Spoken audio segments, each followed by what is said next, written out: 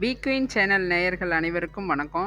இன்னைக்கு சம்மர் வந்து ஸ்டார்ட் ஆயிடுச்சுனாவே சில வேலைகள்லாம் சம்மர்ல தான் செய்ய முடியும். அதனால இப்போ அப்பளத்துக்கு நம்ம ரெடி பண்ணிக்கலாம். ஜவ்வரிசி அப்பளம் ரெடி பண்ணலாம். அதுக்கு 1 டம்ளர் ஜவ்வரிசி மாவு ஜவ்வரிசியா எடுத்து மிக்ஸியில போட்டு நல்லா அரைச்சுக்கலாம். இது வந்து மழை காலத்துல செய்ய முடியாது. இது வந்து வெயில் காலத்துல செஞ்சோம்னா தான் நல்லா காஞ்சி நல்லா கிரிஸ்பியா இருக்கும். எடுத்து வச்சுக்கலாம். அரைச்ச வந்து ஜவ்வரிசி மாவை இப்படி எடுத்து வச்சுக்கலாம்.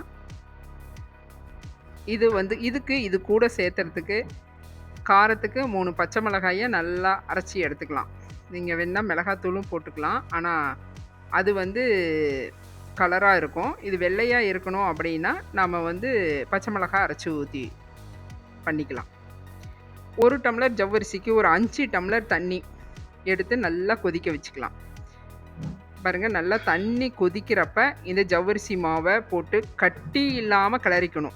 ஏன்னா இதில் ஜவ்வரிசிக்கு வந்து சீக்கிரம் கட்டி பிடிக்கும் அந்த மாவு போட்டு கிளறும்போது. நம்ம இடைவிடாத நல்லா கிளறணும். இல்லைன்னா விஸ்க் வச்சு நல்லா கட்டி விழுகாம கிளறி கொடுத்துடணும். இது வந்து சீக்கிரம் கட்டி பிடிக்கும். நம்ம கிளறதுல தான் இருக்கு. நல்லா கிளறினா இப்படி கஞ்சி மாதிரி வரும். நல்லா திக்கா வரும். இது வந்து அப்படி இல்லைன்னா நீங்கள் தண்ணியில் கூட லைட்டாக விட்டு கரைச்சி கூட ஊற்றிக்கோங்க. ஊற்றி கிளறிக்கோங்க. இது நம்ம இந்த பஜார்ல எல்லாம் விற்பாங்கள்ல டெல்லி அப்பளம் அப்படின்னு சொல்லலாம். அந்த அப்பளம் தான் நம்ம இப்போ ரெடி பண்ண போகிறோம். இதுக்கு தேவையான உப்பு அதில் கலந்துக்கலாம். அப்பளத்துக்கு தேவையான உப்பு கலந்துக்கலாம். இந்த இந்த அப்பளம் வந்து சாப்பிட அவ்வளோ டேஸ்ட்டாக இருக்கும். இதில் ஒரு 1/2 டீஸ்பூன் வந்து ஜீரகம் சேர்த்துக்கலாம். அப்புறம் நம்ம பச்சை மிளகாய் அரைச்சி வச்சுருக்கோம்ல, அந்த பச்சை மிளகாய் பேஸ்ட்டையும் இதோட சேர்த்துக்கலாம். 1 2 கொரகொரப்பாக இருந்தாவே ஓகே தான். பொரிஞ்சு நல்லா காஞ்சி வரும்போது பொரிஞ்சு வந்துடும். எண்ணெயில் போட்டால் நல்லா பொரிஞ்சிரும். பாருங்கள், ஜீரகம், உப்பு, பச்சை மிளகாய் அரைச்ச பேஸ்ட்டு இதை மாத்திரம் நம்ம கலந்துக்கிட்டோம். பச்சை மிளகாய் எதுக்கு போடுறோன்னா அப்பளம் பார்க்குறதுக்கு நல்லா வெள்ளையாக இருக்கும். இல்லைன்னா கலர் நம்ம மிளகாத்தூள் போட்டோம்னா அப்பளம் வந்து பொரிக்கும் போதே ஒரு மாதிரி இதாக இருக்கும். இது வந்து நல்லா வெதுவெதுப்பான சூடு வந்ததுக்கப்புறம் இப்படி வெயிலில் ஒரு ஒரு ஒயிட் காட்டனை விரித்து பாருங்கள், இந்த மாதிரி கரண்டியில் ஊற்றி அப்படியே ரவுண்ட் ஷேப் பண்ணி விடணும். பாருங்கள், காஞ்சதுக்கப்புறம் இப்படி வரும். இது இப்படியே டைரெக்டாக நம்ம எடுக்க முடியாது. துணியில் அப்படியே ஒட்டி பிடிச்சிக்கும். இதை வந்து நம்ம திருப்பி போட்டு நல்லா காஞ்சதுக்கப்புறம் தான் இதை எடுக்க முடியும். திருப்பி போட்டு தண்ணி அந்த கிளாத்தில் தொளிச்சு ஈரம் பண்ணி அதுக்கப்புறம் தான் நம்ம அந்த அப்பளத்தை பிரித்து எடுக்க முடியும்.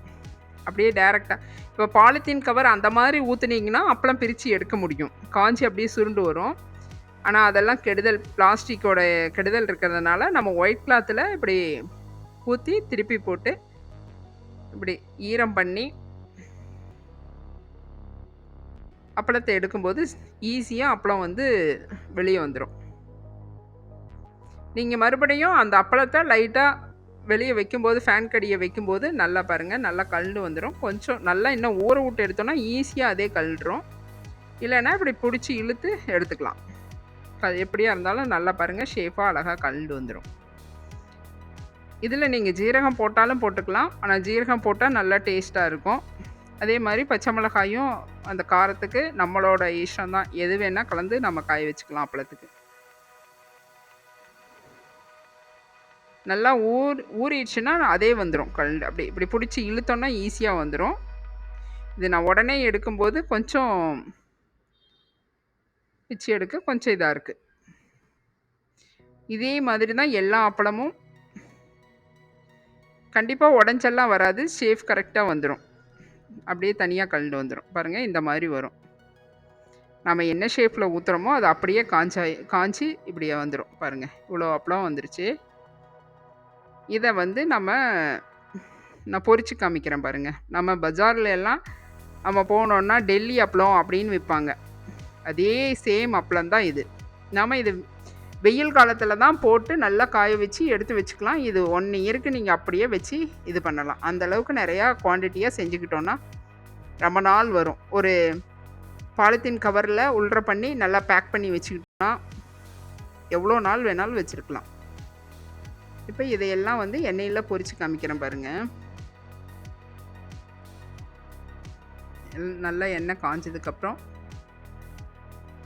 போட்டு எடுத்துக்கலாம். பாருங்கள் எவ்வளோ சூப்பராக வந்துருச்சு பாருங்கள் அப்பளம். அப்பளம் பொரியும் போதே நம்மளோட ப்ராசஸ் கரெக்டாக வந்திருக்குதா அப்படின்னு தெரியும். நாம் இது வந்து சாதம், சாம்பார் சாதம், ரசம் சாதம் எல்லாமே இதோடு சேர்ந்து சாப்பிட்டுக்கலாம். அல்லது நார்மலாக இதில் லைட்டாக மிளகாத்தூள் தூவியும் சாப்பிட்லாம், நல்லாயிருக்கும். தயிர் சாதம் அல்லது கம்மங்கூழ் குடிக்க, ராகிக்கூழ் குடிக்க எல்லா இதுக்கும் இது சைடிஷாக தொட்டுக்கிட்டு சாப்பிட சூப்பராக இருக்கும். நமக்கு தேவையான அப்பளத்தை இந்த மாதிரி பாருங்கள் ஈஸியாக வந்துடும். நம்ம நார்மலாக அப்பளம் பொரிக்கிறத விட இது ஈஸியாக இருக்கும். டேஸ்ட் வைஸும் அதை விட இது சூப்பராக வரும்.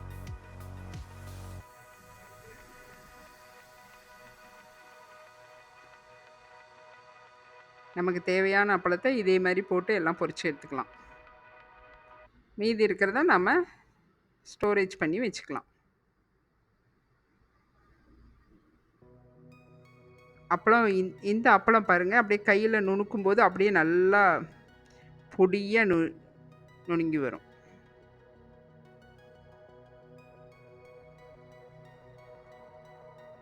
இதே மாதிரி நீங்களும் உங்கள் வீட்டில் அப்பளம் இப்படியே ரெடி பண்ணி வச்சுக்கோங்க. வீடியோ பிடிச்சிருந்தால் லைக் பண்ணுங்கள், சப்ஸ்கிரைப் பண்ணுங்கள். பாருங்கள் நல்லா பொரிஞ்சு வந்துருச்சு. பி குயின் சேனலை சப்ஸ்கிரைப் பண்ணுங்கள். மீண்டும் அடுத்த வீடியோவில் சந்திக்கலாம்.